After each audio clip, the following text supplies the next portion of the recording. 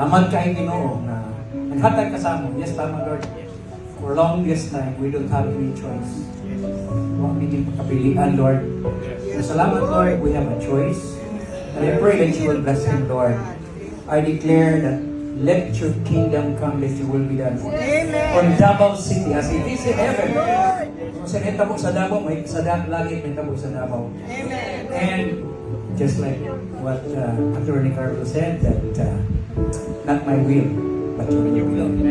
And we declare that your will be done and on purpose. For you said that all things work together for good to those who love God, to those who are called according to His purpose. All things that are happening are working for good.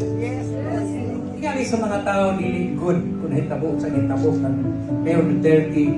But you are also orchestrating it, Lord. You are working it for good to those who are called by God and to those who